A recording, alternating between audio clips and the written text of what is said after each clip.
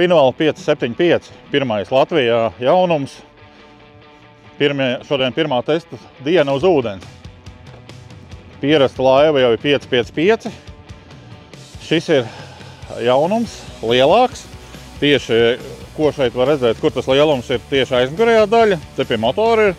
Te ir tā, ka tu vari attaisīt arī apiet apkārt motoram, un motori, ja nu pēkšņi gribās uztaisīt kaut kādu apkopi, kaut ko uz ūdens. Nu, tas joks, bet ļoti ērti ir tik klāt. Un līdz ar to šeit ir lielāka tā platforma. Ieteicamais motors šai laivai 150 zirgi. Šeit gan ir testa nolūkā uzlikt 175 zirgi, bet šodien patestējot, es jūtu, ka droši vien, ka tas nav vajadzīgs. Šeit tiešām tas 150 būtu tieši tas, kas vajadzīgs. Šeit ir jaunums, kas nav 555. Šeit visā garumā ir milzīgs runduks, kur, ja laivai ir gaitas stends, kur visu var novākt un salikt, tas ir ļoti labi. Tad šeit ir divnieks beņķis, šeit vieninieks. Tas arī ir, nu, tā kā vairāk arī, ja gribās atpūsties. Šeit ir interesanti, ka apakšā šeit ir zivju kaste. Tas ir tāds jauns risinājums. Šeit ir liela mantu glabātuve, arī, nu, kā visiem finvaliem sausa. Tad paskatāmies, kas te ir. Te ir milzīga kātu kaste.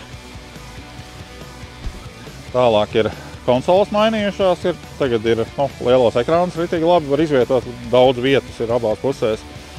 Jaunums ir speciāli priekš finvala ražots tailor-made amerikāņu rūdītais stikls.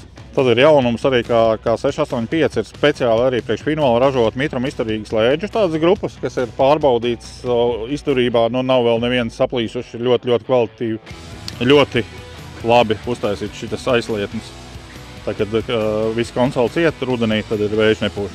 Un, protams, pienācīgi izmēra priekšā platforma. Īstenībā šī laiva ir gan atpūtai, gan arī tādam profesionālam sportam, makšķerēšanas, nu, man liekas, ka īsti labāk grūti iedomāties.